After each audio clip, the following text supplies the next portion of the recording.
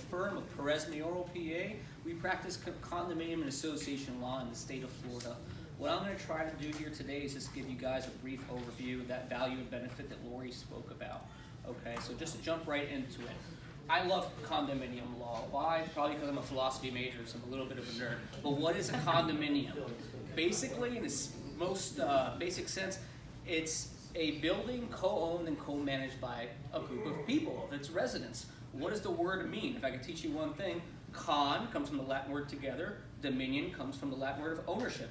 Co-ownership, you own it together. And that's been my speech. Yeah. I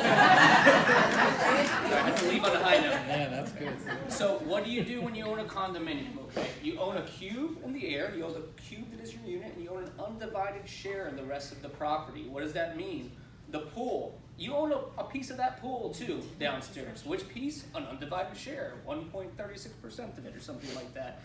So where did condominiums come from? Okay, like they say, they didn't just fall from a coconut tree, okay? So where did they come from? You know, Puerto Rico. They came from Puerto Rico, okay? Condominiums did not always exist, okay? Now we have these things called co-ops dating back from New York, from the late 1800s.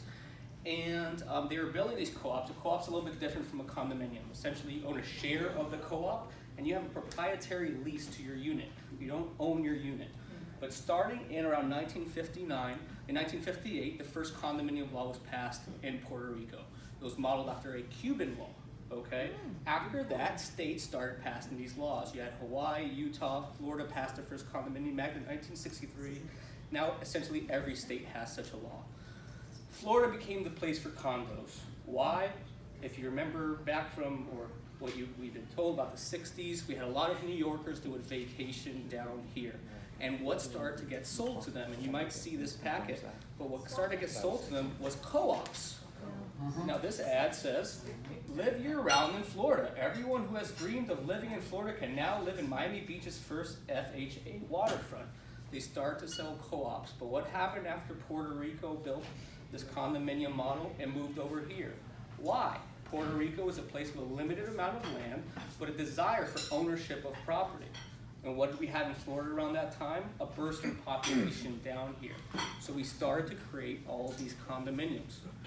So what happened since then, okay? And the second photo, condominium, at last, a way to really own your apartment in Florida. So this was being advertised to retirees, everyone in these other states. And you'll see this went in, started in the 60s, and just kept blowing up for the past 40 years.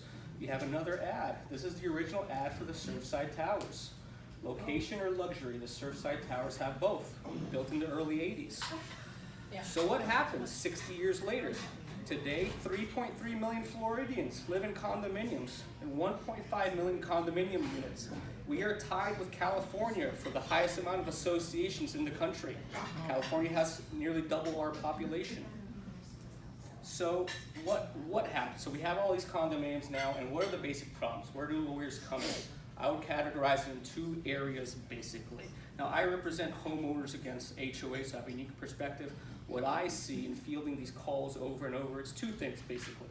People can't get along, and people can't really do the job, okay? If you remember that show Real World back in the 90s, what was it saying? What happens when you put people together, they start getting real and they stop being polite. That's Florida, kind of, but condominiums is a unique brand of it. Why I like it, condominiums, it's kind of like observing the psychological experiment over and over and over again.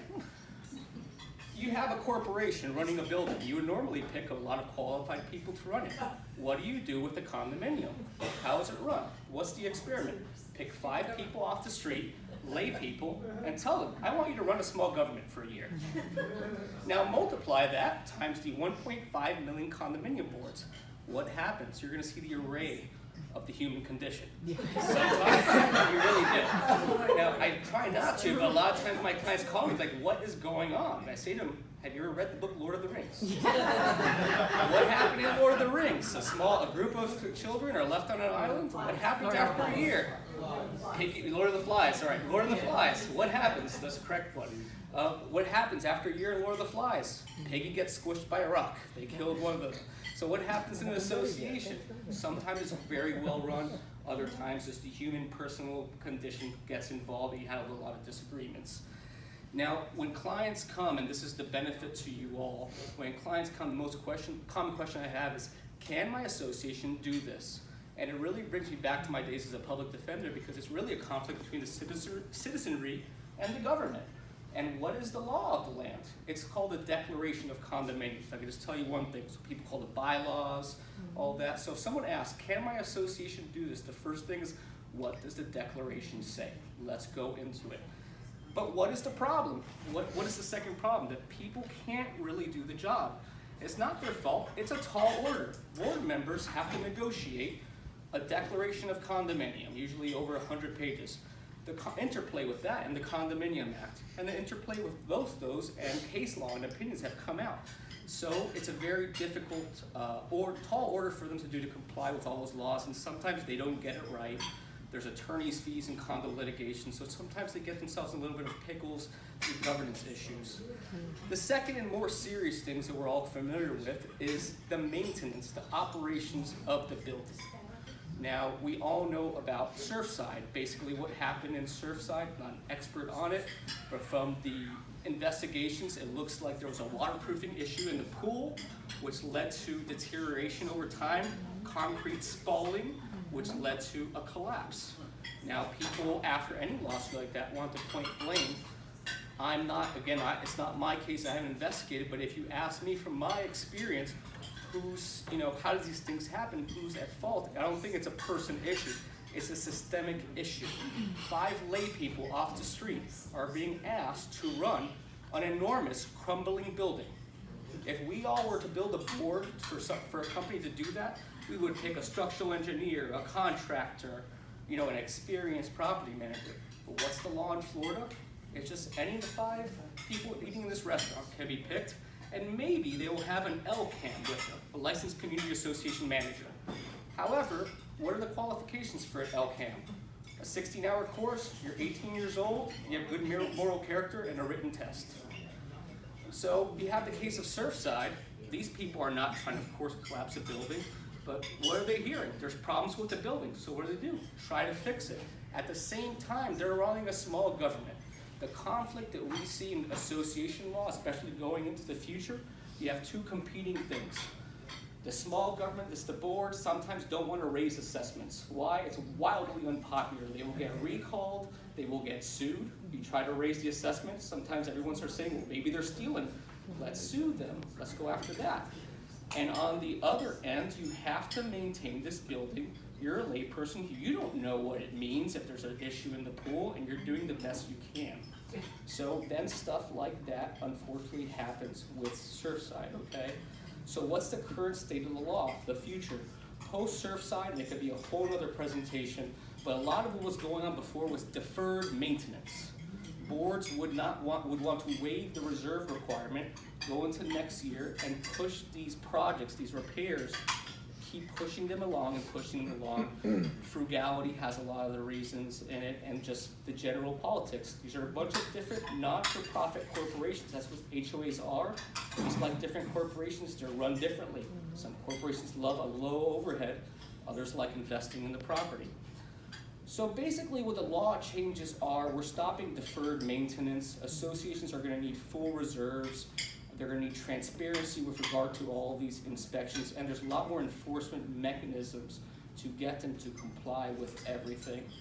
It's really an industry that, like I said before, with Surfside, these people are doing everything they can, but I think it's difficult to argue against the fact that they need regulation. They can do it, condominiums can continue to exist, but they need the help.